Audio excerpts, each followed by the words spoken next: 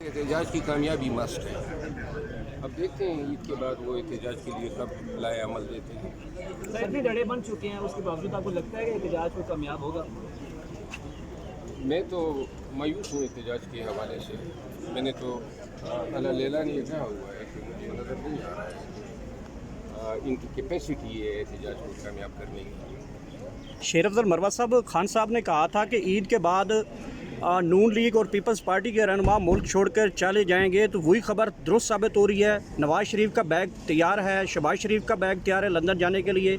आसिफ जरदारी साहब कोविड में हैं, बिलावल भुट्टो साहब 10 दिन के लिए मुल्क से बाहर चले गए।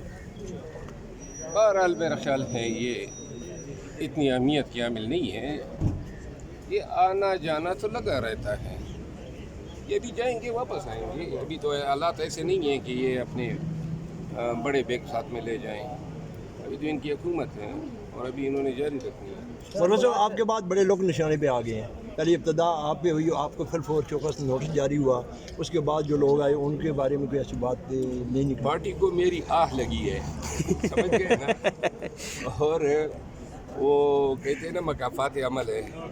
जिन लोगों ने और जिन यूट्यूबरों ने मिल के मेरे पीछे ये सारे काम जो हैं इनका आगाज़ किया, अब जो हैं एक दूसरे के साथ ऐसे लगे हुए हैं और एक दूसरे की ऐसी नोक पलक दुरुस्त कर रहे हैं और अल्लाह इनको मज़ीद तौफीक दे। शेर अफजल मरवत का जुर्म क्या था? आज तक वो जुर्म सामने नहीं आया।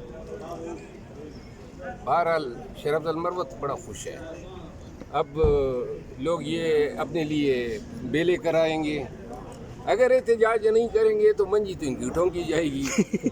हमारी मंजी ठोकने का किसी को अब हक ही नहीं रहा है। हम ज़रा थोड़ा सा तमाशा करेंगे। हम हर एहतजाज में मुफ्त में अवेलेबल थे। इनको मतलब तकब्बुर करना था और तकब्बुर जो है सिर्फ अल्लाह की ज़ात के लिए है। क्या मुर्शिद के लिए अभी नहीं निकलेंगे? मुर्शिद जो है उसको मैंने गुज़िश्ता साल अप्रैल में कहा, उनको रिक्वेस्ट की कि आप एहतजाज कमेटी बना दें और आप सब सुन लें। बड़ी अहम बात है।